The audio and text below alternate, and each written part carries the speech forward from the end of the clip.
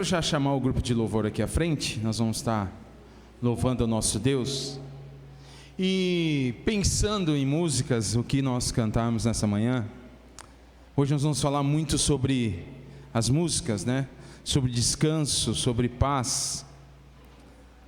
E Jesus, na sua instrução, na última ceia, lá em João capítulo 16, 32, ele fala o propósito dele, né? Que ele veio para que vocês tenham paz. No mundo tereis aflições, mas tem de bom ânimo, eu venci o mundo.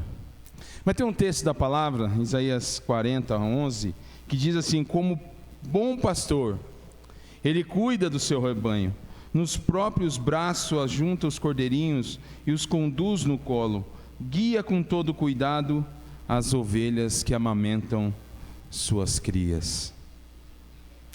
E é interessante, as mães aqui vão entender muito bem.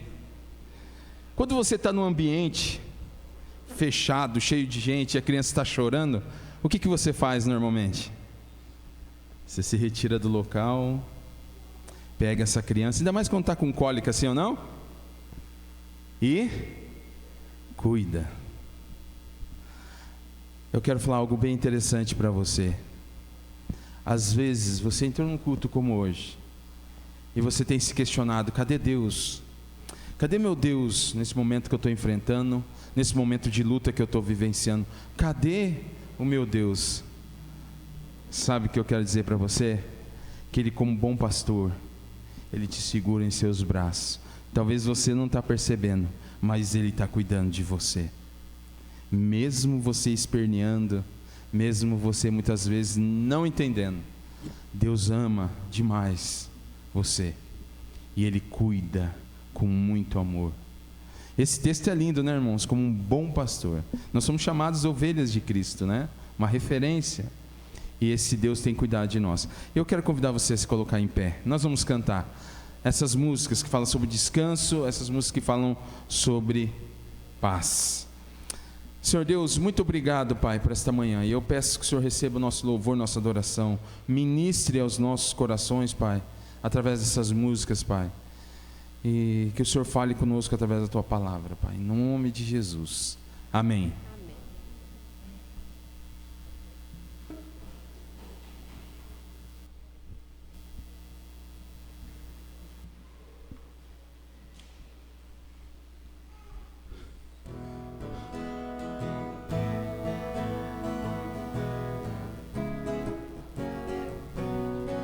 Que consolação tem meu coração, descansando no poder de Deus. Ele tem prazer em me proteger, descansando no poder de Deus. Descansando nos eternos braços do meu Deus, vou seguro,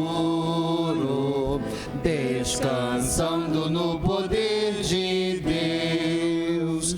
Sempre avante vou, bem contente estou, descansando no poder de Deus. Tudo hei de vencer pelo seu poder, descansando no poder de Deus. Descansando nos eternos braços do meu Deus, vou seguro,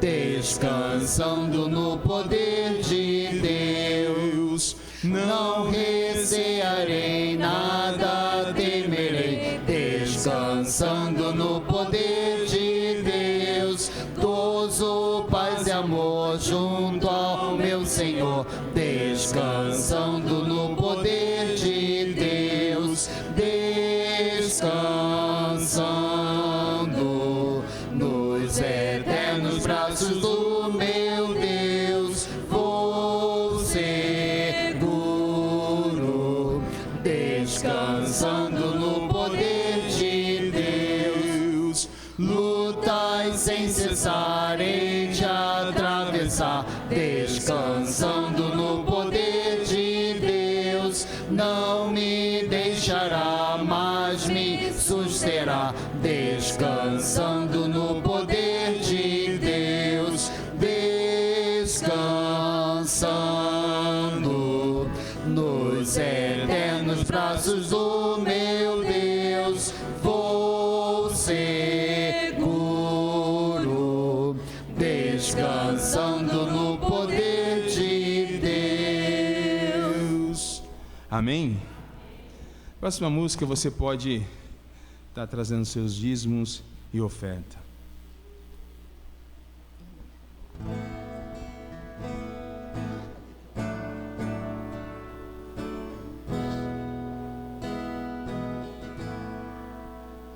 Ou seja o caminho de gozo e de luz, ou seja com trevas de horror, por Cristo já tenho aprendido a dizer, tenho paz, doce paz no Senhor. Tenho paz no Senhor. Tenho paz, doce paz no Senhor. Meu mal, ó, que gozo a verdade saber. Meu mal em seu fruto e raiz. Jesus sobre a cruz, com seu sangue expiou. Ele mesmo na Bíblia mo diz.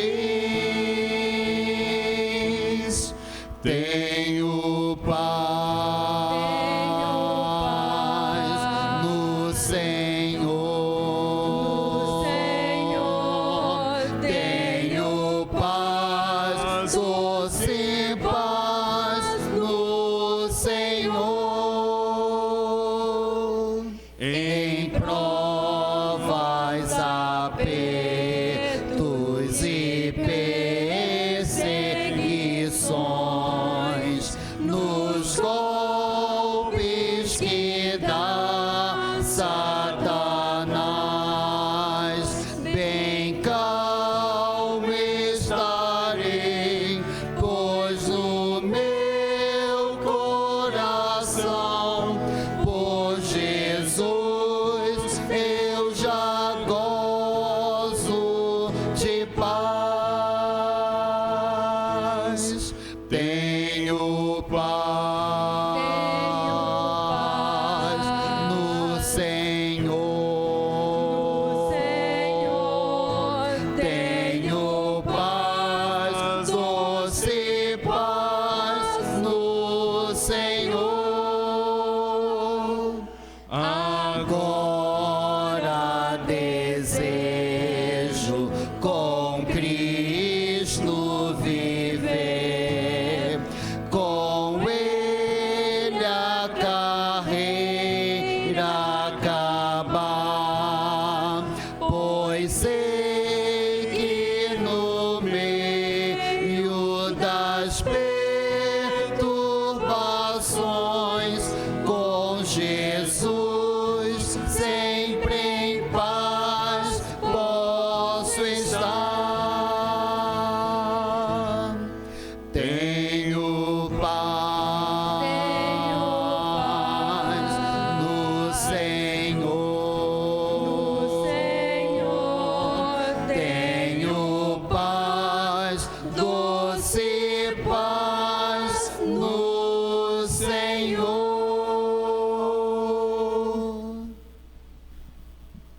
Só Jesus pode nos dar essa paz. Como eu disse no começo, às vezes nós não percebemos, mas Ele está cuidando de você. Ele vê seu sofrimento, as suas dores, suas angústias. E tudo que Ele deseja é que você descanse nele. E a próxima música fala de um lugar. E ela fala que esse lugar de descanso é só em Deus. Para onde iremos, se só Tu tens palavras de vida eterna? Não tem para onde ser, irmão. Por mais que você está tentando, se debatendo, só tem um lugar. Esse lugar no Senhor. E eu quero convidar você a cantar junto conosco.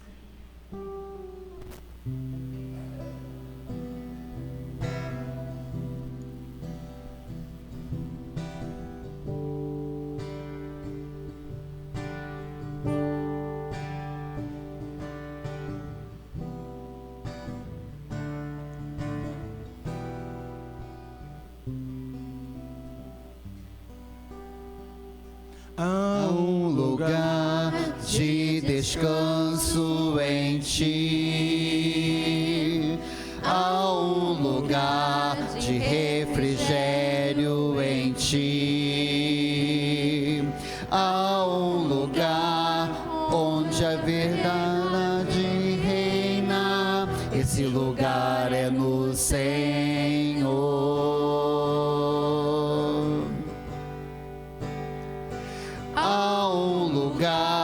Onde as pessoas não me influenciam, há um lugar onde eu ouço Teu Espírito, há um lugar de vitória em meio à guerra, esse lugar é no Senhor. Esse lugar é no Senhor. Esse lugar é no Senhor.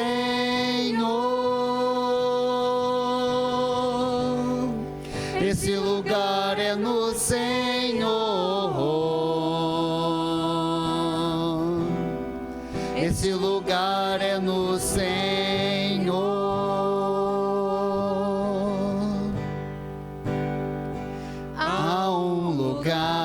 Onde a inconstância não me domina, há um lugar onde minha fé é fortalecida, há um lugar onde a paz é quem governa, esse lugar é no Senhor.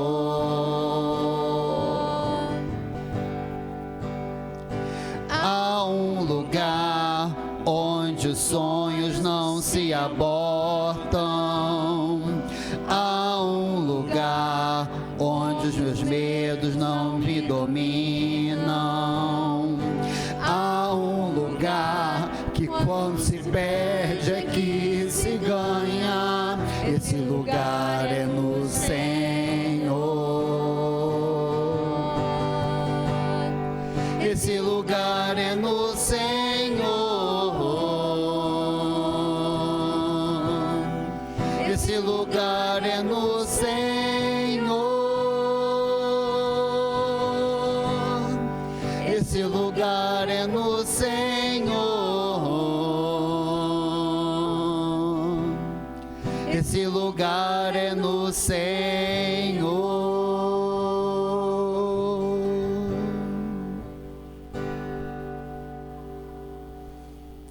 Você crê que esse lugar é no Senhor?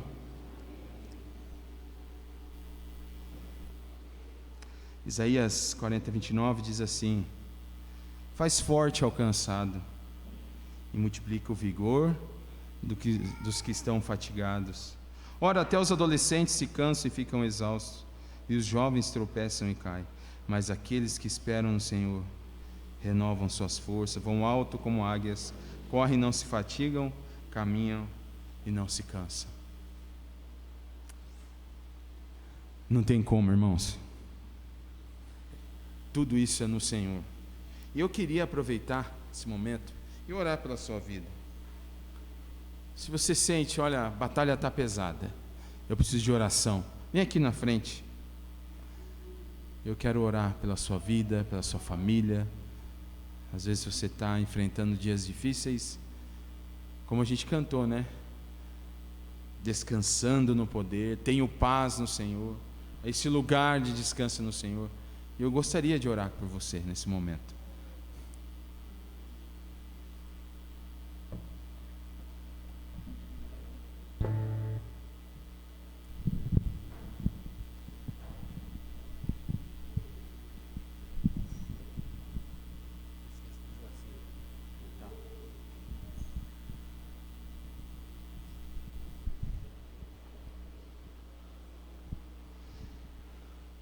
Vamos orar?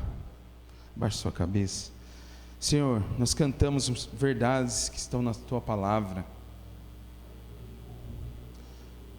O Senhor disse: vinde a mim, vós todos que estáis cansados e sobrecarregados e oprimidos, que eu vos aliviarei, Pai. Tua palavra diz que, o Senhor mesmo dizendo que é no Senhor que a gente encontra descanso. A Tua palavra fala também em João 16 que o Senhor disse que veio para nos deixar paz, e essa paz é abundante. E a gente sabe, Pai, que não há outro lugar que não seja a Tua presença, onde nós somos regenerados, transformados, consolados de todas as nossas dores, problemas, dificuldades, angústias, Pai. Coisas que nos afetam, Pai. Muitas vezes, Pai, estamos desanimados, Senhor Deus. Parece que o Senhor não está conosco, mas muitas vezes o Senhor está nos levando no colo, Pai, e nós nem estamos percebendo.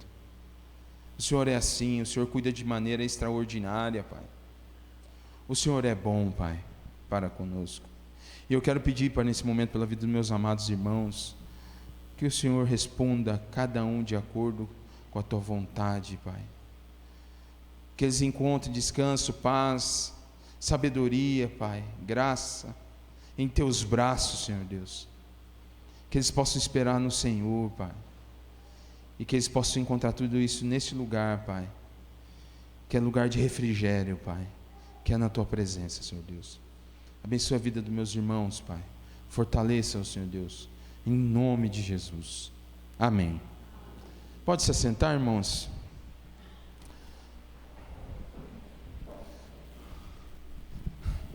Obrigado.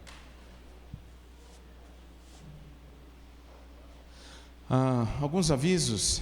Toda quarta-feira às 7 horas da manhã nós temos nosso culto de oração e um café gostoso. Mas eu queria falar algo bem bacana para você. Não só na quarta-feira, né? Mas especialmente quarta-feira, toda a igreja está orando por você. Você está indo trabalhar, às vezes você foi abençoado e você não sabe, irmãos estão orando por você. Igreja é isso, né? Igreja é um corpo, e como é bom, como tem sido bom nossos encontros aqui. Como diz o pastor Horst, já virou um café colonial. Pensa no negócio, irmão. Você vem de barriga vazia, você não consegue sair dali, tá? Então, quiser dar uma passada só para tomar um café, pode vir também, é bênção. E vocês sabem, irmão, você que está fora de um grupo de célula, você pode procurar a gente, os pastores, e participar. Nós temos células em vários locais da cidade. Não deixe de participar. É muito bom, porque você não pode vir na quarta, mas você pode participar de um pequeno grupo. Você pode procurar, eu moro ali em tal região, poxa, eu estou sem célula. Vá participar. Ali você vai orar, ali você vai aprender a palavra, você vai aprender quem eu sou, né? É o que nós estamos estudando. E aproveito também para dizer, irmãos, que já chegaram mais livros, tá? Você é líder, que precisa de mais livros, no final do culto eu entrego para vocês. Irmãos, não perca essa oportunidade de se aprofundar no conhecimento. Amém? Então, amém. Eu vou entender o silêncio, amém, né? Lá na congregação eu dou um susto no povo, eu falo para falar alto, né, dona Emi? Tem hora que eu dou umas doidadas lá, o povo até pula do banco. Bem morte. Muito bem. Hoje pela manhã eu quero chamar o irmão Joacir. Ele já fez parte aqui da nossa igreja. E ele escreveu... Lembra das poesias que ele lia aqui? Agora ele transformou em um livro. Então ele vai estar apresentando aí, tá bom? para os irmãos o trabalho dele.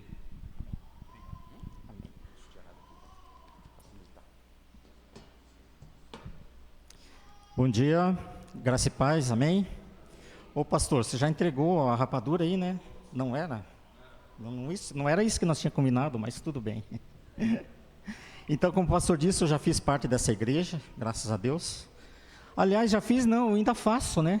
Porque dentro do possível eu procuro ir célula gratidão, né? Dona Noemi, seu Edmundo, Rose, muito bom. E quarta-feira fui no culto lá, pastor, muito abençoada a palavra, né? Então essa igreja faz parte de mim ainda, tá? Eu não quero ver se dentro do possível a gente não perde esse vínculo, né? Porque igreja é assim, é corpo de Cristo, é um só, não é uma igreja tal, né? Igreja aqui, igreja ali, o corpo é um só. Mas eu queria falar sobre esse livro, né? Então Deus me deu esse dom de escrever poesias, né? Nem eu não sabia. E mais ou menos uns 5 anos atrás eu comecei a fazer, e no final do ano passado eu concluí esse livro, né? E foi uma dificuldade, foi uma luta, né? Não é fácil, né? Situações financeiras, mas Deus me deu essa condição de escrever o livro, tá? É o livro Conhecendo Jesus através da poesia, tá? São poesias da Bíblia, tá? Poesias poesias narrativas, onde eu pego os textos da Bíblia e transformo em poesia, tá? Então é uma benção. Não foi nada combinado, mas eu queria pedir para o Alisson, para você ir pensando aí um milagre sobre Jesus, um milagre de Jesus, uma parábola ou algum ensinamento de Jesus que você gosta bastante, assim, quando você olha assim, você fica vibrando, nossa, Jesus, né? Tá? Depois você me fala, tá? Então é isso, sim, irmãos. Esse livro aqui, como Deus me deu esse talento, eu vou reverter na obra dele, tá? Então eu vim trazer aqui para os irmãos. Esse livro aqui, ele vai ser vendido, tá? Ao preço de R$25. Ele tem mais de 200 páginas, tá? Então um preço muito bom. E 70% desse valor vai para missões, tá? Então, praticamente, eu não vou ficar com nada, né? Vai tudo para missões. Eu vou abençoar missões, tá? Então, esse é o meu propósito. Daí, Alisson.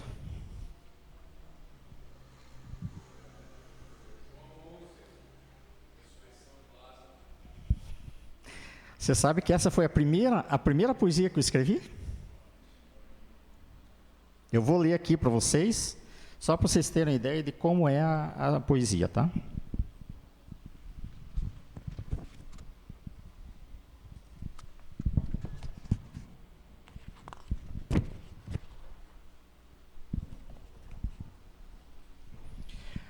A ressurreição de Lázaro, João 11, capítulo 11, versículos 1 a 45. Essa história que sempre nos vem à memória e que hoje ainda nos presenteia, aconteceu primeiramente numa aldeia, e ao lermos na Escritura, ela continua pura e ainda hoje nos marca. São 2 irmãs, uma é Maria e a outra é Marta. Jesus está lá ensinando a multidão, e sem esperar, mas com grande emoção, ouviu a notícia comovente: seu amigo Lázaro está muito doente. Sabendo do ocorrido e não querendo nenhum alarido, Jesus falou com muita calma, mas sofrido, como que saindo da alma: essa que longe vai, de sorte que essa enfermidade não é para a morte, e sim para a glória do Pai, pois o seu Filho amado vai ser glorificado. Deus Todo-Poderoso iria fazer o maior milagre diante do povo. E Jesus, sabendo, confiando em Deus e obedecendo, não teve pressa em partir. E sem demora naquela hora, sem apressar, esperou a doença de Lázaro agravar. E ainda permaneceu 2 dias naquele lugar. Passado aquele tempo, chegou o grande momento de deixar a aldeia e ir para a Judéia.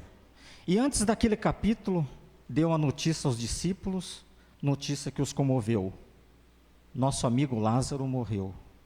Mas não fiquem em abalo, vou lá para despertá-lo, e todos verão o amor e o grande milagre que fará o Senhor. Chegando Jesus à cidade, onde tinha ocorrido a fatalidade, parou por um momento e ficou refletindo.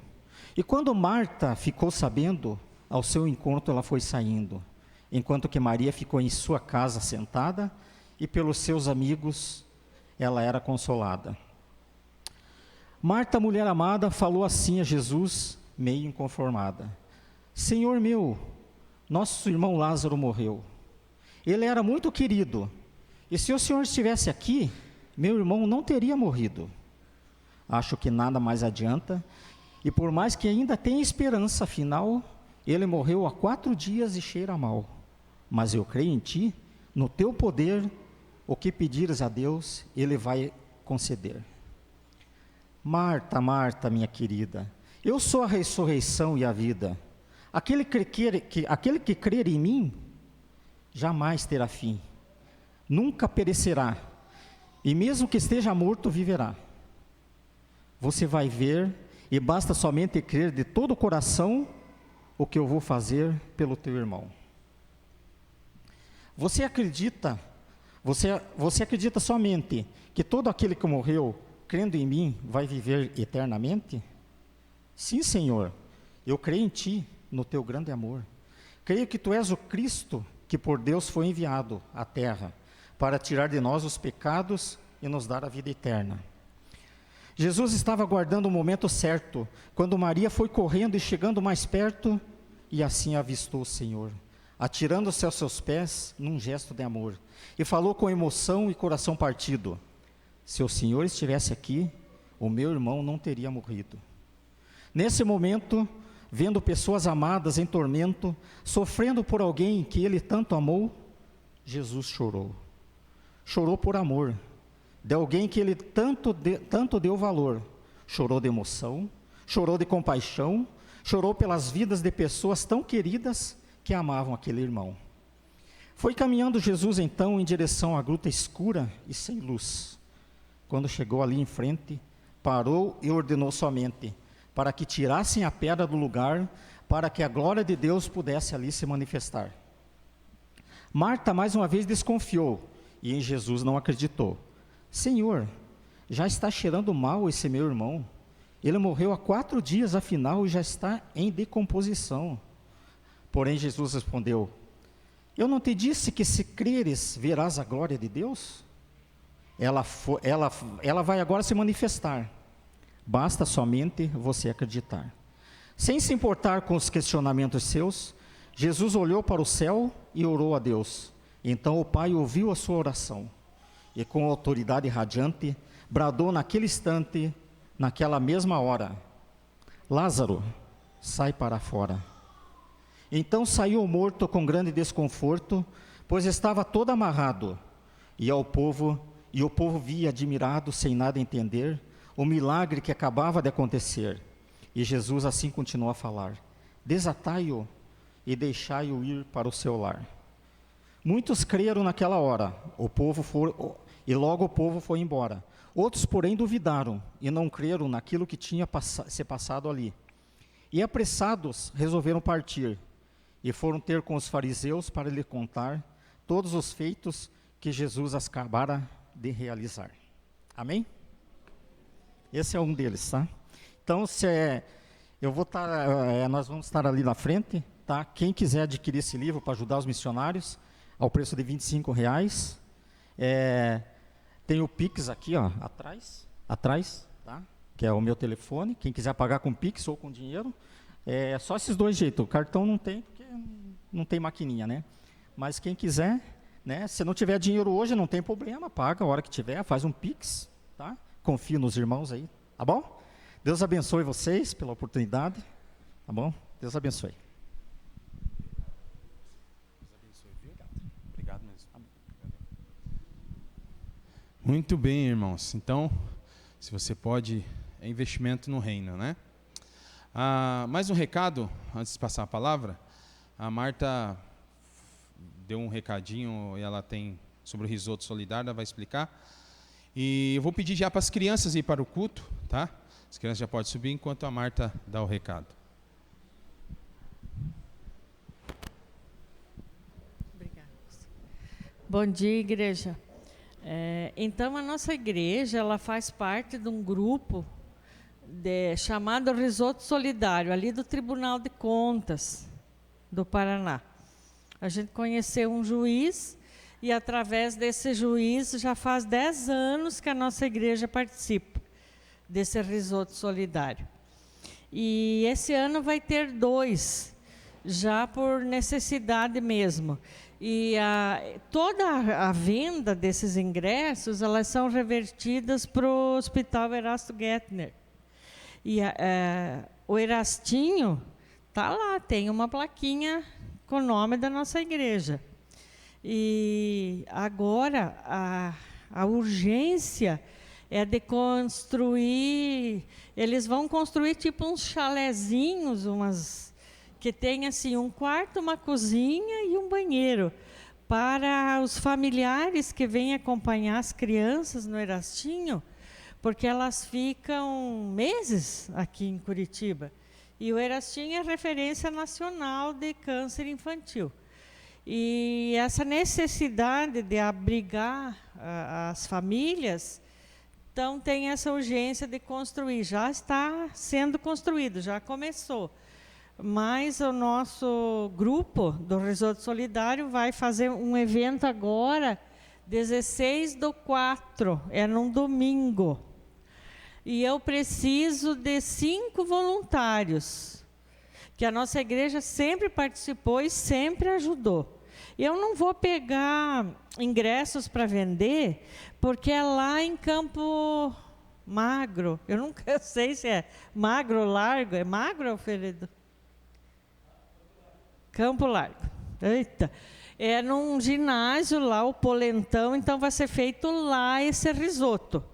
E eu só preciso de 5 pessoas que possam me ajudar, porque a gente organiza a fila, onde vê que está o acúmulo de pessoas, a gente vai lá, ajuda. Esse evento vai ser de menor porte. O último foi 5.000 pessoas. Esse a gente está esperando 1.500. Então, não vai ter ingresso para vender esse ano, mas eu preciso de gente para me ajudar lá, organizar filas, tirar os descartáveis da mesa. O pastor Joel já participou, a Dama, o Kiko, a Márcia, a Sandrinha já esteve lá. Né? Então, eles sabem que é maravilhoso.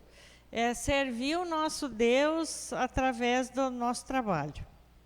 Então, se alguém quiser falar comigo, obrigada, Larissa. Você já estava na minha lista, você nem sabia. Então, eu preciso de mais 4 pessoas, tá bom? Obrigada. Pastor Joel, vamos orar, irmãos, mais uma vez? E peço para que Deus, aquilo que Deus falar através do pastor Joel, você possa colocar em prática em sua vida. Vamos orar. Senhor Deus, muito obrigado, Pai, por esta manhã.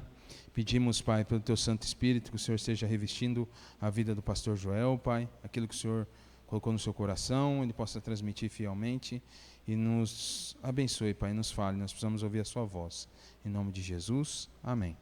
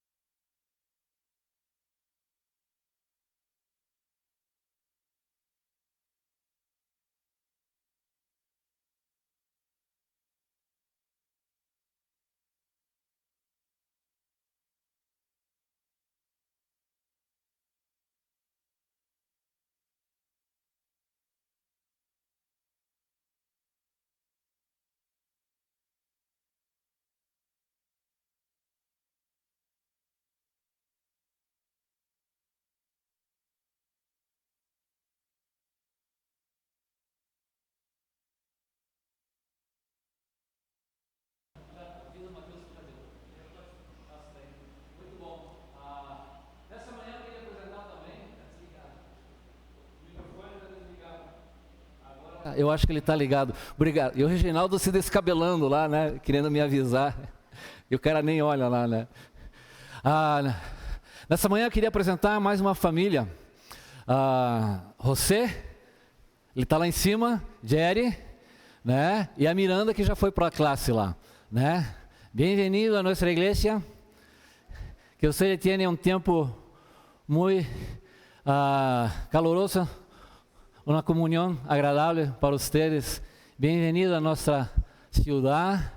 Que vocês tenham tudo que está em seus corações sempre. Muito gosto. Eles já estão participando de uma célula. O Dinho já está aprendendo espanhol. Muito bom vocês estarem aqui. Então depois queria que vocês dessem 300 abraços, né, no José, na Jerry e na Miranda também, que já está com a criançada lá. E é mais uma família que está chegando aqui no nosso meio.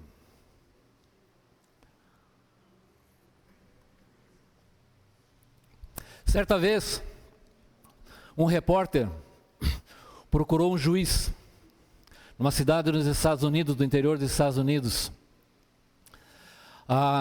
Ele procurou esse juiz da cidade e ele queria fazer uma reportagem de como um sentenciado à morte se sente antes, às horas do dia que antecede o dia da sua execução.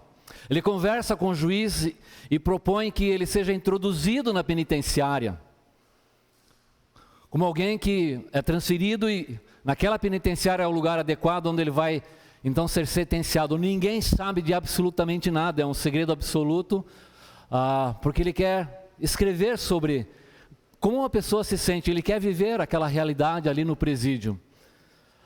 O dia chega, naquela manhã da execução, chega o jornal da manhã da cidade, o diário daquela cidade, e está a manchete ali: o juiz James Montgomery morre hoje pela manhã de um infarto fulminante. Aquele repórter, ele se desespera, ele chama o carcereiro, ele chama o diretor: olha, eu não posso morrer, foi tudo uma invenção. Ninguém acreditava dele porque ninguém sabia de nada. As horas se aproximam, ele está desesperado. Meio-dia é a hora da execução. A calça dele está molhada e você sabe por quê? Ele vai ser eletrocutado. Ele é colocado na cadeira. Você já viu como é que uma pessoa morre na cadeira elétrica? Só em filme, né? Eu também. Alguns segundos antes da execução, uma voz do fundo: suspendam essa execução. Era o juiz.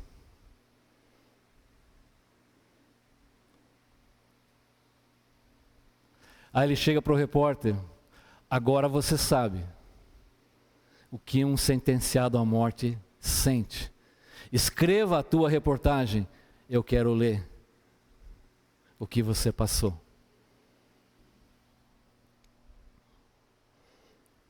Segunda Coríntios capítulo 4, versículo 16 a 18.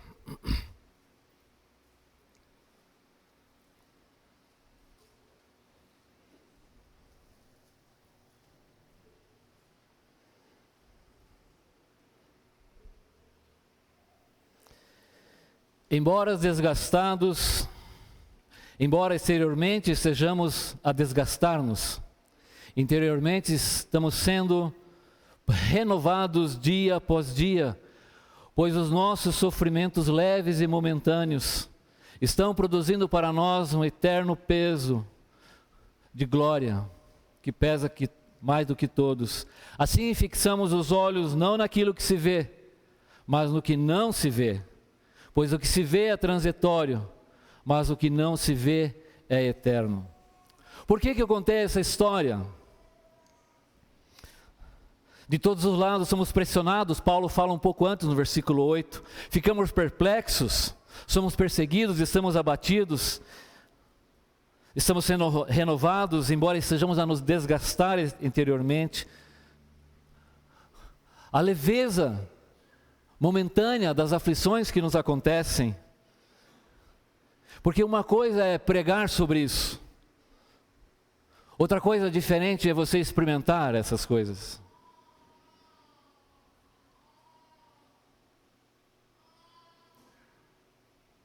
E essa semana foi uma das semanas mais trágicas e difíceis da minha vida, da vida da minha família. Eu achei muito irônico da parte de Deus estar pregando sobre essas coisas, sobre a momentânea leveza dos sofrimentos, estarem produzindo um eterno peso de glória que vai além de toda imaginação. Eu não entendo essas coisas.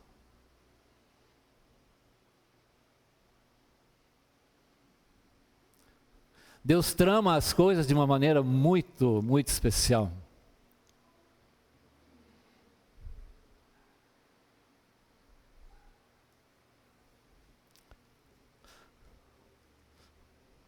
Retomando de onde paramos semana passada, é o complemento do que começamos a ver semana passada. Paulo não está querendo fazer uma comparação sobre como é a leveza momentânea dos nossos sofrimentos com o eterno peso de glória. Deus não está querendo fazer esse contraste. Nós temos que olhar a frase como um todo.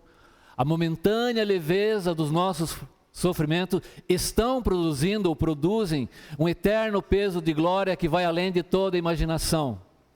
Ou seja, é algo que está acontecendo hoje na nossa vida. Assim como Paulo no versículo 16, embora exteriormente sejamos envelhecendo e ficando acabados, nosso interior está sendo renovado. Deus está fazendo uma obra dentro de nós, apesar de todas as pressões e tensões que passamos pela vida. Ele também está dizendo então que esses sofrimentos estão produzindo hoje algo muito especial.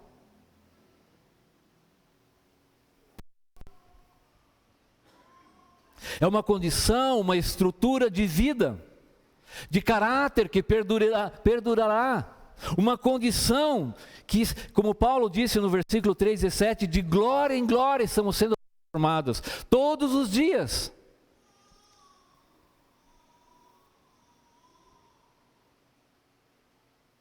São coisas importantes que estão sendo moldadas e colocadas em nosso caráter, determinando e nos preparando para uma realidade que não conseguimos entender claramente. Porque nem a palavra de Deus nos revela muito sobre isso, nos dá algumas nuances, algumas ideias assim. Como é que isso acontece então? Todo ser humano busca a felicidade, é uma busca insana e inútil. A felicidade não é o propósito principal para o qual Deus nos criou, é algo secundário. O principal propósito para o qual Deus nos criou é conhecê-lo, é ter um relacionamento com Ele, viver para a sua glória e fazer as coisas para a sua glória. Deus é nossa herança, a minha porção é o Senhor, diz a minha alma, portanto esperarei nele. A felicidade é uma consequência, é um bônus. No entanto, quando queremos buscar a felicidade, nós vamos perder os dois, não teremos nem a felicidade e nem o conhecimento de Deus. Quem acha a sua vida, perdê-la-á. Quem todavia perde a vida, achá-la-á. E nós cantamos isso hoje de manhã. Você andou lendo o meu sermão aqui? Nós combinamos? No Senhor encontramos um lugar onde parece que é perda, ali nós temos ganha. A maneira de Deus de agir subverte a maneira natural como o ser humano pensa. Menos com Deus é muito mais. O último é o primeiro, e assim vai. Quem perde é quem ganha. Mas não, aqui é o contrário. Quem ganha aqui sempre ganha, quem perde sempre perde. A gente tem aquela máxima, né? O segundo lugar é o primeiro dos últimos, porque só vale ganhar, o resto não importa. Deus subverte essas coisas. Quando então encontramos a razão e o fundamento da nossa vida nas coisas de Deus. Todas as outras coisas, elas têm o seu devido lugar, nossa segurança, nosso conforto, a satisfação, pois seguir a Cristo, servi-lo, nós acabamos nos encontramos, a nossa humanidade se estabelece. Quando conhecemos melhor a Deus, descobrimos, como nós cantamos aqui, né? Tenho paz, encontramos a paz em Deus. Sem que a nossa vida esteja centralizada em Cristo, acabaremos num terrível vazio da nossa vida. E nada mais é oposto à cultura moderna dos nossos dias, onde o ser humano, onde as pessoas estão tendo como valor e fundamento o seu individualismo, eu, meu, para mim. É dessa maneira que as pessoas estão vivendo em nossos dias. E eu sou independente, ninguém vai me dizer coisa alguma, não quero ninguém me dizendo. Se aquilo que eu faço é certo ou errado, eu sei aquilo que é certo ou errado, e sou suficiente para fazer essas coisas e atingir os meus propósitos de vida. Então toda essa mensagem que a palavra de Deus, de dependência e de confiança em Deus, vai contra a suficiência do ser humano nos nossos dias. Em nossos dias, o homem é o centro, quer dizer, é uma retomada da história do que foi no passado, onde o homem se torna, onde se abandona as coisas de Deus e o homem se torna o centro de todas as coisas. Isso mais do que nunca se reafirma em nossos dias. Meu corpo, minhas regras. É assim? Portanto, a mensagem cristã, podemos confiar em Deus porque Ele é Deus, porque Ele merece isso, Ele é digno disso. Não por causa dos benefícios que possamos ter dessa confiança.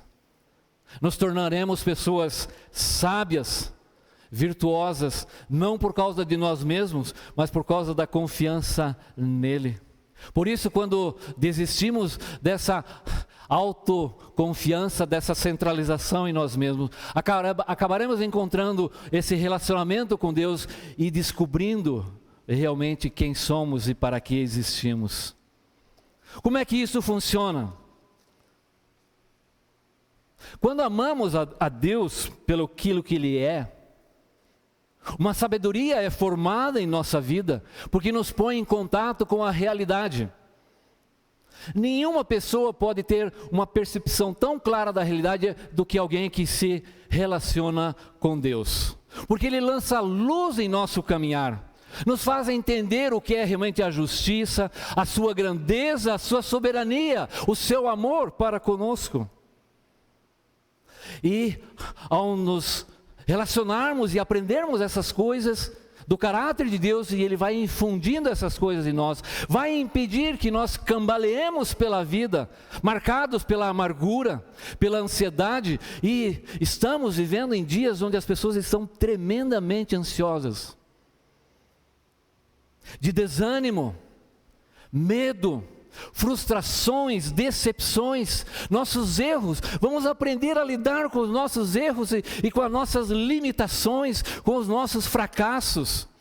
Essa ideia dessa onipotência de perfeccionismo, de sucesso, de estar no topo. Observe as propagandas mostrando, né, que o homem tem que estar no topo de todas as coisas. Ele tem que ser o top isso, top aquilo. Na verdade, estamos sendo entupidos dessa mensagem tóxica de competição.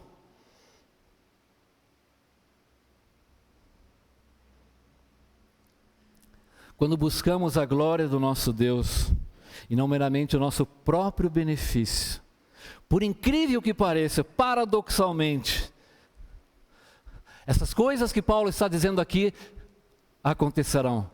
A momentânea leveza dos nossos sofrimentos estão produzindo hoje, é essa a ideia que Paulo está dizendo, eterno peso de glória que vai além de toda a imaginação. Nosso caráter, aprender a condição de humildade, de esperança, amor, alegria e paz. Há uma expressão do esporte americano que diz assim: no pain, no gain. Em português, sem dor, sem ganho. Sem dor, sem ganho. Você tem que trabalhar muito, você tem que sofrer, você tem que suar sangue para chegar, para se tornar um campeão, para vencer os jogos. O que Paulo está dizendo aqui é que a momentânea leveza dos sofrimentos pelos quais passamos ao longo da nossa vida podem produzir, quando entendidos corretamente da perspectiva de Deus, algo muito especial, eterno peso de glória. Não é obesidade espiritual, tá, gente? Eterno peso de glória tem outra ideia. O sofrimento, e todas as pessoas passam por momentos de sofrimento. Cada um de vocês aqui poderia levantar, se não que estão passando hoje por isso. O sofrimento nos leva a um crescimento pessoal, de instrução e formação. Talvez uma das passagens mais conhecidas seja o relato de Jó. Ao final de todo o sofrimento que ele passou num período da sua vida. Então Jó respondeu ao Senhor: sei que podes fazer todas as coisas, nenhum dos seus planos pode ser frustrado. Tu perguntaste: quem é esse que obscurece o meu conselho sem conhecimento? Certo, eu sei que o Senhor está falando de mim, Jó. Certo é que falei coisas que eu não entendia, coisas tão maravilhosas que eu não poderia saber. Tu disseste: agora escute e eu falarei. Vou fazer-lhes perguntas e você me responderá. Meus ouvidos já tinham ouvido ao teu respeito, mas agora meus olhos te viram. Por isso menosprezo a mim mesmo e me arrependo no pó e na cinza. Hoje eu tenho uma percepção por tudo que eu passei. Não entendi nada do que aconteceu, mas eu te conheço melhor.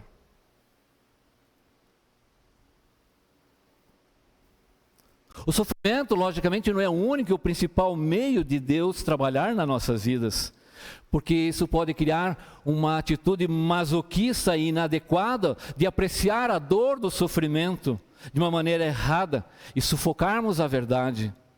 Mas quando entendemos da maneira correta, como o sofrimento, como um meio, uma condição de conhecermos melhor a Deus e experimentá-lo, uma oportunidade de servirmos, de nos assemelharmos a Ele e de nos aproximarmos ainda mais dEle.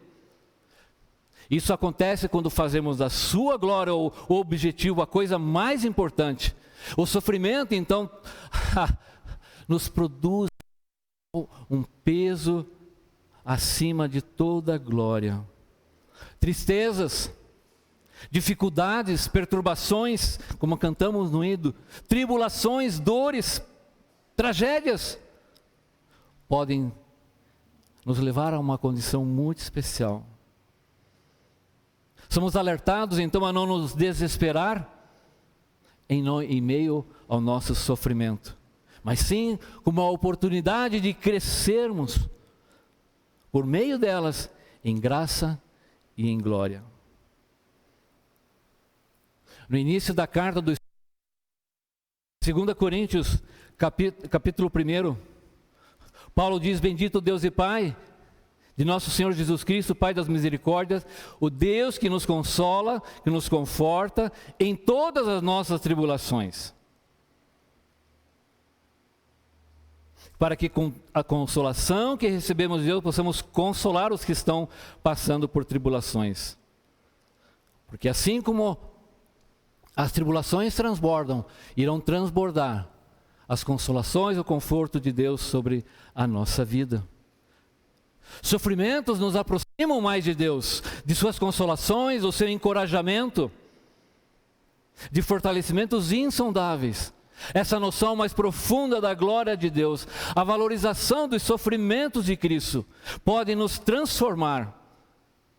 Podemos ter novas experiências de seu amor e de alegria, conhecermos-nos, compreender e crescer, uma melhor compreensão da natureza humana e da vida.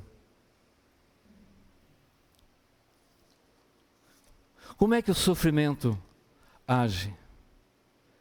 Crise é um tempo de oportunidades. O sofrimento, ele transforma nossas atitudes em relação a nós mesmos. porque nos humilha. Afasta alguns conceitos irreais que nós temos sobre nós mesmos, e o nosso orgulho mostra que verdadeiramente somos pessoas frágeis. A sociedade ocidental, as pessoas acham que tem grande controle sobre as suas vidas. É algo utópico. E o sofrimento então faz-nos alargar essa compreensão tão focada, tão míope e estreita do que realmente nós somos. E ao invés de nos deixar sem esperança e sem controle, mostra que somos pessoas vulneráveis e que precisamos de Deus. Deus, muitas vezes alguns de nós somente vai entender que Deus é tudo que temos, quando não tivermos mais nada a não ser Deus em nossas vidas. O sofrimento nos leva a perceber esse fato e a viver de acordo com isso. O sofrimento traz à tona o pior que há em nós. E nos leva então a examinar e perceber fraquezas, falta de fé, língua afiada, a preguiça, a insensibilidade com pessoas, temores, espírito amargurado. Outras falhas de caráter que acabam se tornando evidentes por si mesmos, para nós e para as pessoas com as quais convivemos em meio à adversidade. Algumas pessoas são grosseiras, críticas, mesquinhas, outras impulsivas, impacientes, outras ainda são briguentas, teimosas, péssimas ouvintes. Muitas têm necessidade de controlar todas as situações, outras exibem a atitude de autocomiseração quando se sentem frustradas e seus planos não dão certos, então elas se vitimizam naquelas situações. São situações estressantes. O sofrimento lança luz sobre essas falhas interiores de nossa vida, de modo que nos capacita a sair dessa negação de quem realmente somos, essa negação emocional, e nós somos confrontados com essas realidades da nossa vida, do nosso caráter, e que temos que lidar com elas. Sim, o sofrimento expõe coisas, e isso é muito bom. O sofrimento também muda completamente a maneira como relacionamos com as coisas, com as circunstâncias, eventos da nossa vida. Percebemos e temos a possibilidade de descobrir que determinadas coisas se tornaram tão importantes em nossa vida, importantes demais na nossa vida. E assim, quando perdemos um emprego ou perdemos a saúde, descobrimos que estávamos tão apegados a essas coisas.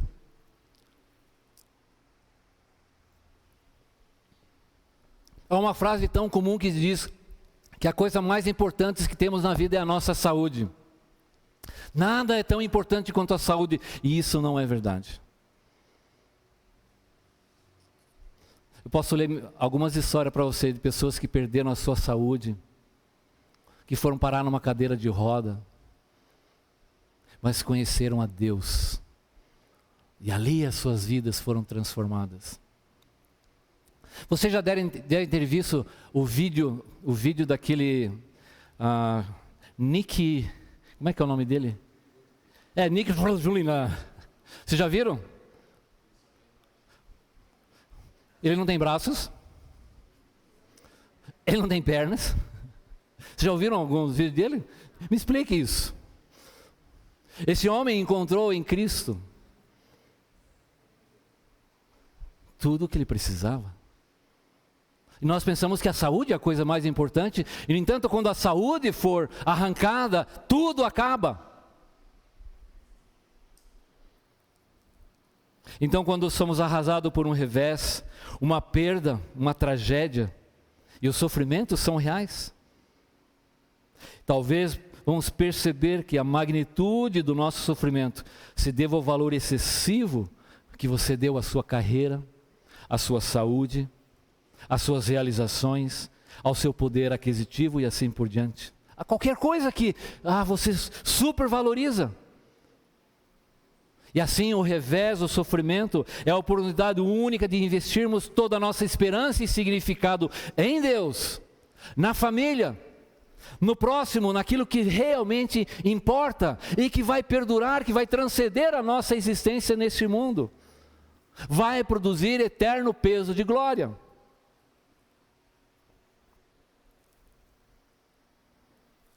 E isso, essa predisposição, nos consegue fortalecer contra qualquer prostração, porque outras adversidades podem acontecer na nossa vida. Não vivemos numa redoma de vidro, como se fôssemos imunes aos problemas, às situações que vemos na televisão todos os dias. Quantas vezes eu já ouvi, puxa vida, isso que está acontecendo comigo hoje, eu pensei que era só com o outro ali na esquina.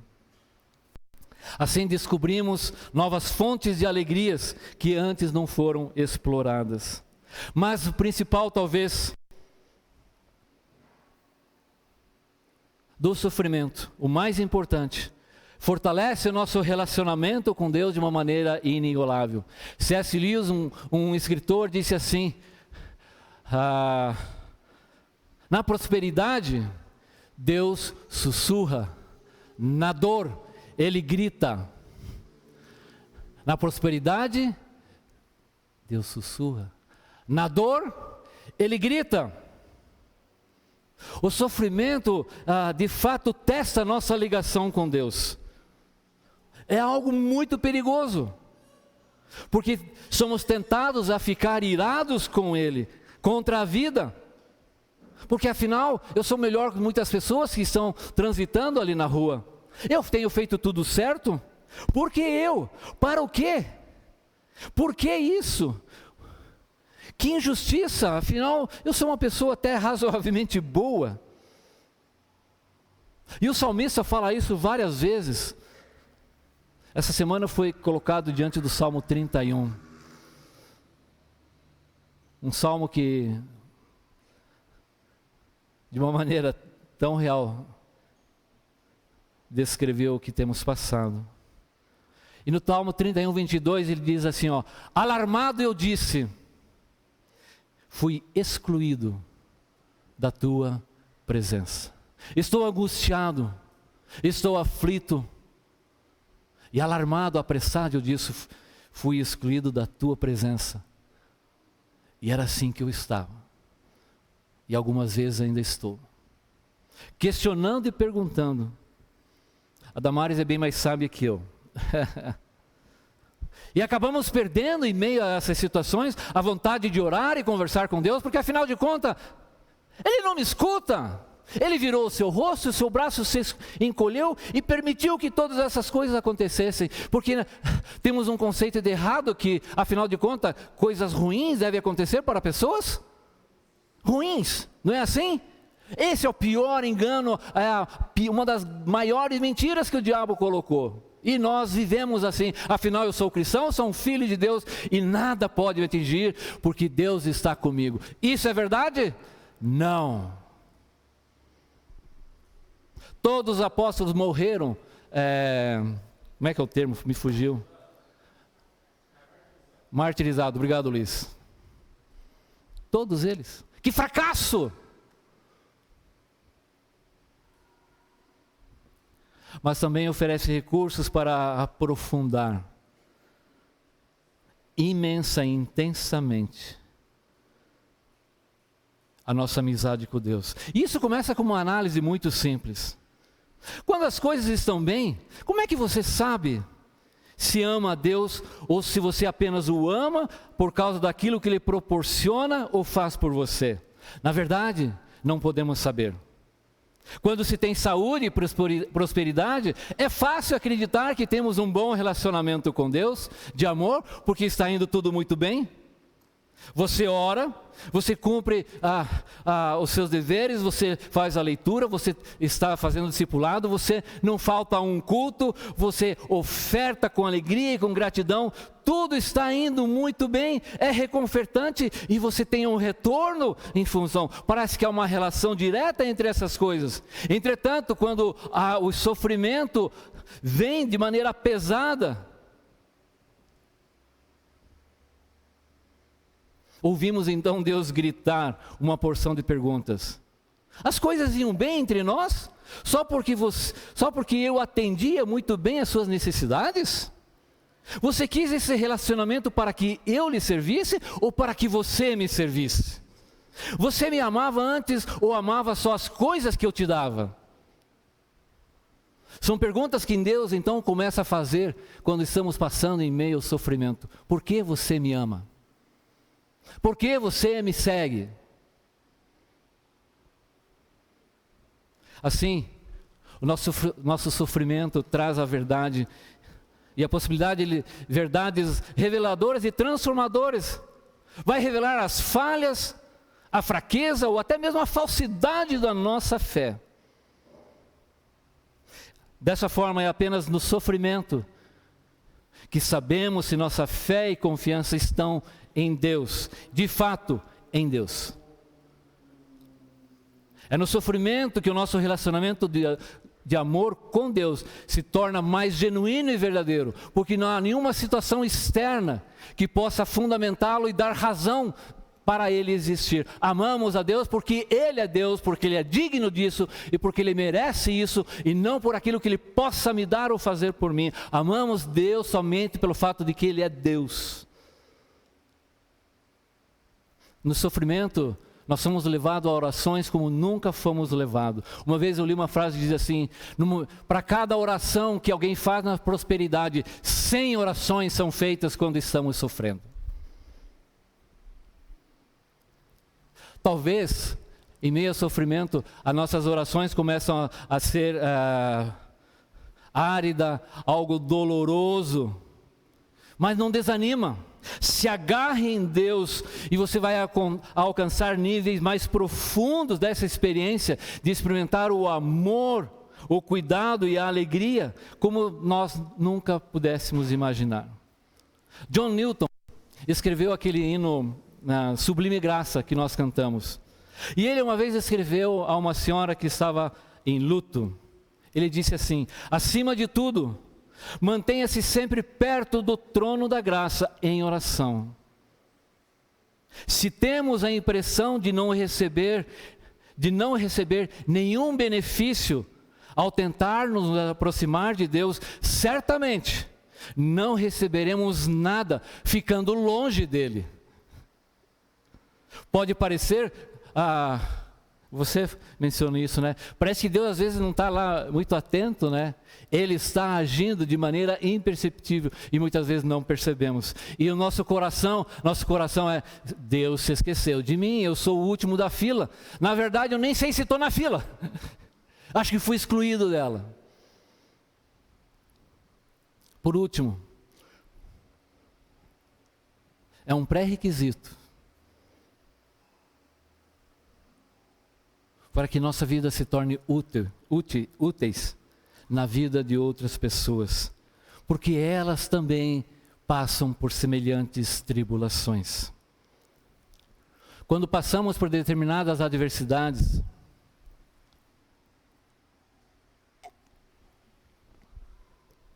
a nossa percepção sobre o sofrimento alheio modifica. Um pouco tempo atrás o irmão falou: eu pensava que esse negócio de depressão aí não era uma coisa muito séria. E eu passei por isso. E hoje eu entendo o que a pessoa passa. Como é que a gente fala, né? Sacode a poeira e dá a volta por cima, não é essa, né? Por que ele não faz isso? Quando passamos pelos sofrimentos, ficamos, né, tentados. Por que ela está lamentando?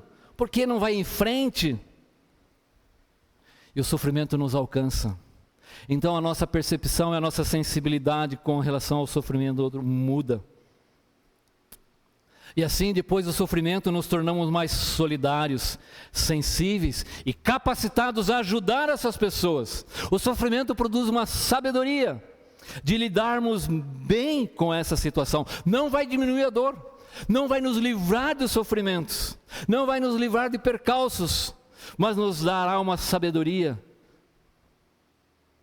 nos livrará da nossa insensibilidade e nos dará um leque de perspectivas onde poderemos nos ajudar uns aos outros. Assim, o que Paulo está quando ele está compartilhando dos seus sofrimentos,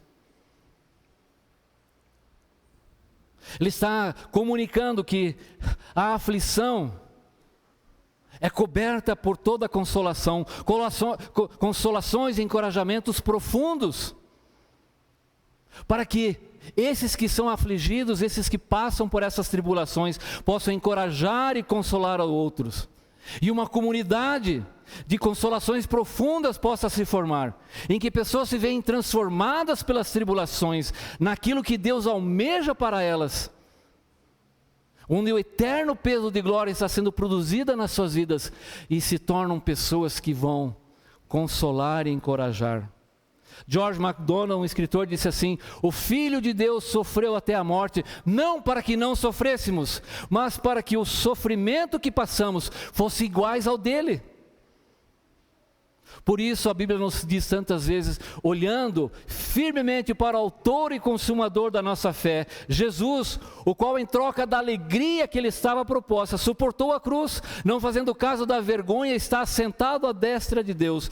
Considerai, pois, atentamente aquele que suportou tamanha oposição dos pecadores contra si mesmo, para que não fatigueis, desmanhando em vossas almas. Assim, quando consideramos o que o Senhor Jesus passou, somos despidos da autopiedade. Aquele que suportou dor e perdas infinitas ao deixar a sua glória, sem reclamar, podemos perceber e saber que Deus está agindo por detrás de todo mal e todo ódio e todo sofrimento, para o nosso bem e para o de outros. José tinha essa percepção. Ele disse, quando perguntado sobre toda aquela situação, ele disse assim aos seus irmãos, Gênesis 45:5: agora não se aflijam, nem se recriminem por terem me vendido para cá, pois foi para salvar as vidas que Deus me enviou adiante de vocês. Versículo 7, mas Deus me enviou à frente de vocês para lhes preservar um remanescente nesta terra e para salvar-lhes a vida com grande livramento. José passou, você conhece a história, sofrimentos injustos e terríveis. Ele precisava ser tratado por Deus, ele era um adolescente muito cheio de si. E Deus teve que tratar duramente com ele. E agora ele diz aos seus irmãos: eu sei porque passei por tudo isso, porque Deus queria fazer um livramento. Quando mantemos nossos olhos fixos em Jesus, o que sairá da dor e do sofrimento é uma pessoa com uma paz profunda. Logicamente as coisas são perigosas. Reações erradas podem trazer tragédias grandes, mas no entanto, se bem entendido, produz uma beleza e uma força inigualável. Por isso, o sofrimento e a dor não devem ser evitado, nem nos gerar desespero, ainda que fiquemos desesperados, mesmo quando não pode ser contornado. O desespero é algo muito especial. Deus não desperdiça desespero, Ele não desperdiça uma lágrima. Portanto, ao fixar e olhar atentamente, considerando aquele que passou por essa fornalha de sofrimento, que correu a carreira da cruz, e agora está ao nosso lado, não somente ao nosso lado, Ele está conosco, em meio a toda e qualquer aflição, ainda que muitas vezes pensemos que Ele nos abandonou, ainda que não vejamos Ele agindo: Senhor, quando te esqueceste de mim? Mesmo quando pensamos assim, Ele está conosco, Ele não nos abandonará. Por isso, quando Paulo está dizendo, a momentânea leveza de nosso sofrimento estão produzindo eterno peso de glória. Por isso, Paulo não está pensando nas recompensas do futuro, ele está dizendo algo que está acontecendo hoje na nossa vida. Ele não está falando das recompensas eternas celestiais, mas está se referindo à capacidade de estabelecer um robusto relacionamento com Deus, onde nossa vida é transformada e produzindo em nós algo que realmente vale a pena, peso, algo que tem peso, algo que é relevante, algo que realmente tem fundamento, algo pesado. e que não é duradouro, que não vai acabar daqui a 10 minutos, daqui a um ano. É duradouro porque é eterno, para a glória, para aquela vida que está por vir. A capacidade de nos relacionar com Deus, de louvá-lo, de servi-lo e glorificá-lo. É por isso que passamos por essas situações.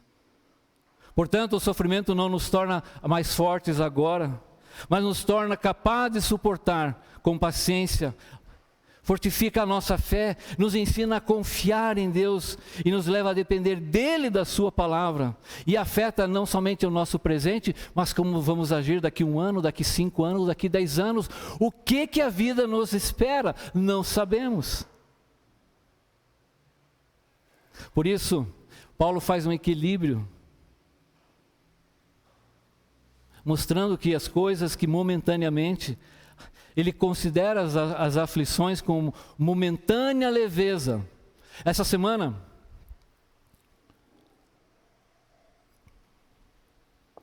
uma senhora jovem morreu de câncer, e ela deixou uma carta para a sua família. E nessa carta ela fala assim, quando ela se descobriu com câncer, ela diz assim, eu enfrentei com leveza essa minha condição.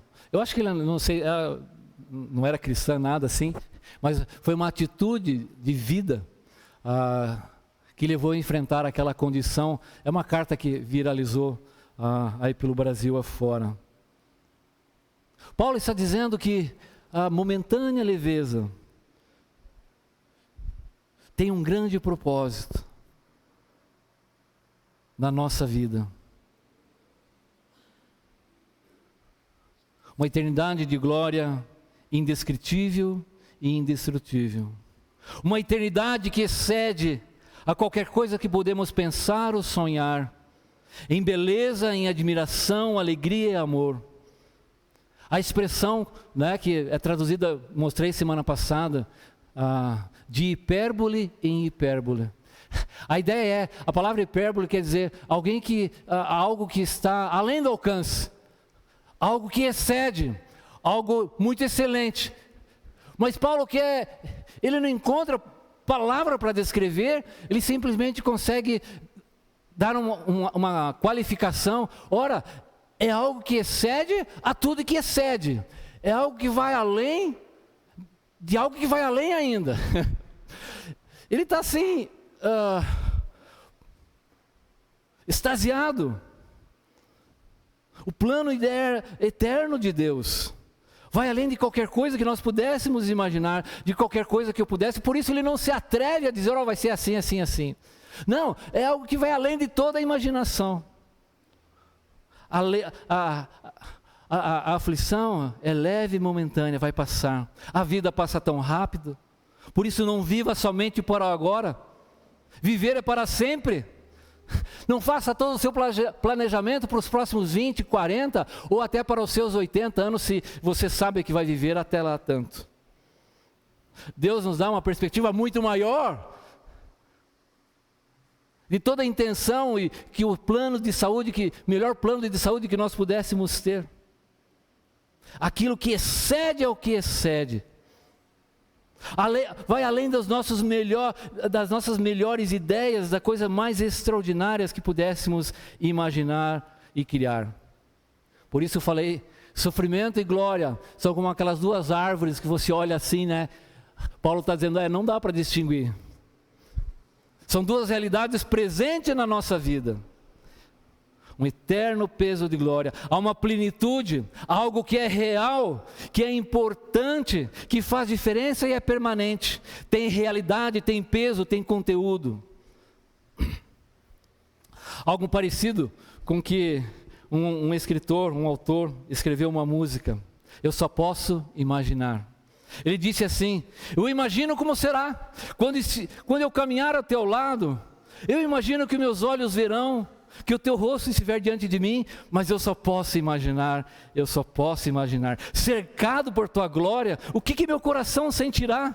Dançarei para ti, maravilhado, ficarei imóvel, ficarei de pé na tua presença, ou cairei de joelhos, cantarei aleluia, conseguirei falar alguma coisa? Não, eu só posso imaginar. e eu me encontrar sob o sol, eu imagino, quando tudo eu fizer for para sempre te adorar, eu só posso imaginar. Paulo estava dizendo isso, gente, o que passamos hoje, não se desespere, está produzindo um eterno peso de glória que vai além de toda a imaginação. Por quê?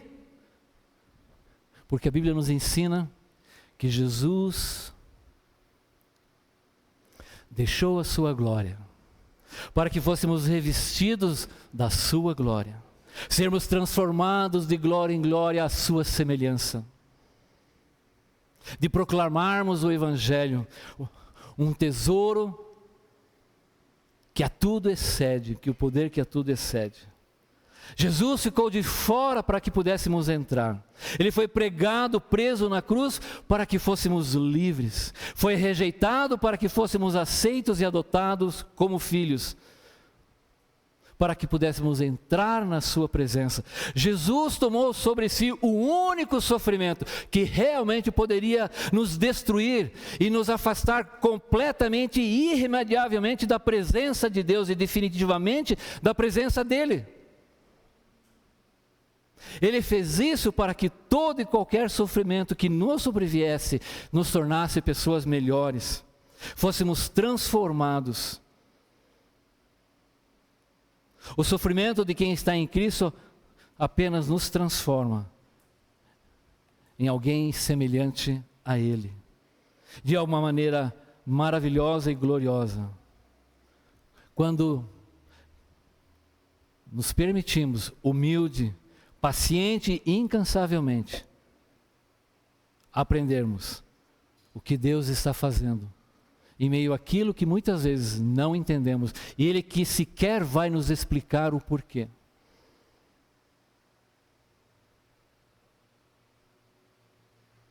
Está produzindo algo muito especial na nossa vida.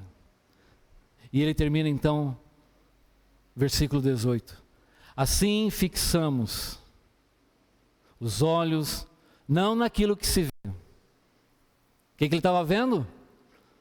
Perseguição, dores, sofrimento, desespero, vida em risco, situações onde ele mesmo falou, a ponto de desesperar da minha própria vida, desanimado, pressionado, perplexo, abatido. Essas coisas nós estamos vendo. Meu corpo cansado, noite sem dormir, preocupado, estressado. Ele disse assim, não tive sossego em meu espírito, enquanto não encontrei Tito para ouvir as notícias de vocês. Eu fiquei ansioso e perturbado. Ele reconhecia essas coisas que ele se disse, mas eu não estou focando nisso. Eu foco nas coisas invisíveis. Na verdade, a palavra melhor aqui não é invisível, né? Mas naquilo que não se pode ver. Porque são coisas que têm realidade, que têm consistência. O fato de que não é perceptível não significa que não seja real. Paulo está dizendo, eu não olho nessas coisas que estão acontecendo agora, naquilo que no palpável, no que meus olhos percebem. Eu posso olhar para coisas que Deus está fazendo em minha vida. Estamos sendo transformados de glória em glória, segundo a sua imagem, pelo Espírito. Meu corpo está sendo consumido, mas ele disse,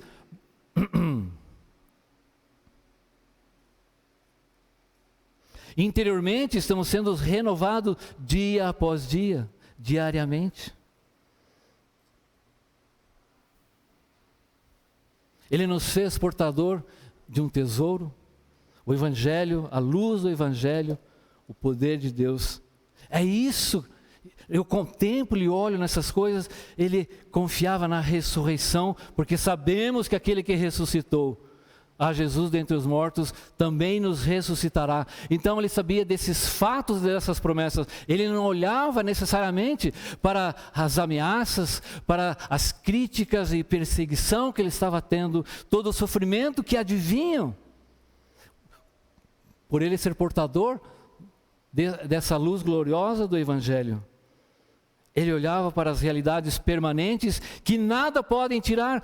Os seus olhos estavam fixos e nada poderia desviá-lo disso. Porque são realidades permanentes, por ora não visíveis, mas elas são reais. Por isso, em Cristo, a realidade humana se torna fundamentada. Não olhamos para as coisas que se veem, porque andamos por fé e não por vista. A fé é a certeza das coisas que se esperam, ou a convicção das coisas que não se veem. Na esperança fomos salvos, mas a esperança que se vê não é esperança. Pois porque alguém também espera pelo que vê, mas se nós, como realmente fazemos, esperamos pelo que fazemos, não vemos com perseverança, esperamos ansiosamente. Pela esperança reservada para nós no céu, que nos motiva a escolher antes a sofrer os maus tratos com o povo de Deus, do que a desfrutar os prazeres passageiros do pecado. Considerando o opróbrio de Cristo maiores riquezas do que os tesouros desse mundo passageiro, pois estamos olhando para a recompensa. Assim, pela fé, nos deixamos esse mundo visível, não temendo a ira do mundo, mas perseveramos como aquele que vê o que é invisível, fixando os nossos olhos no autor e consumador da nossa fé.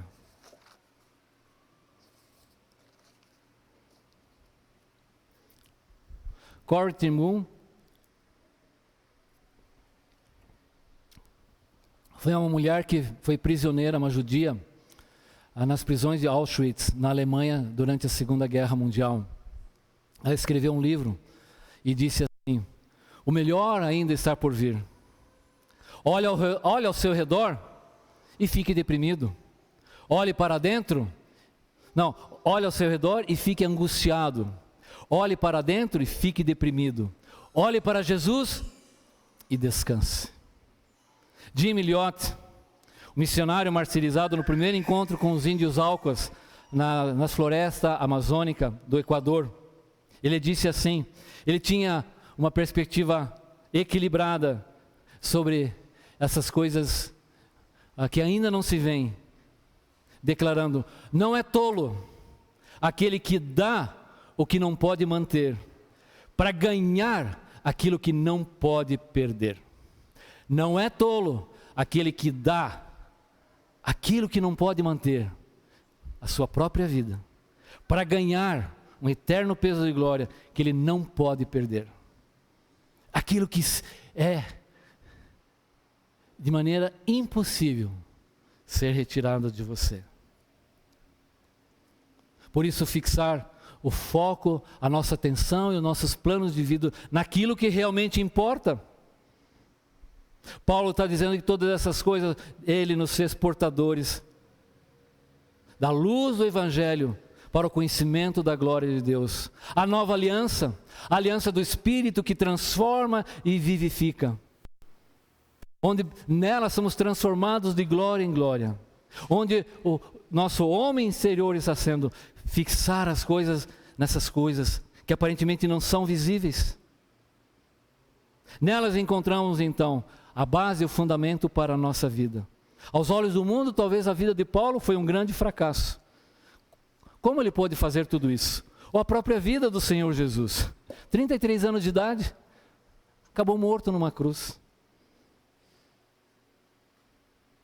Essas são as coisas vistas, momentâneas e leves, passageiras, mas produziram coisas extraordinárias.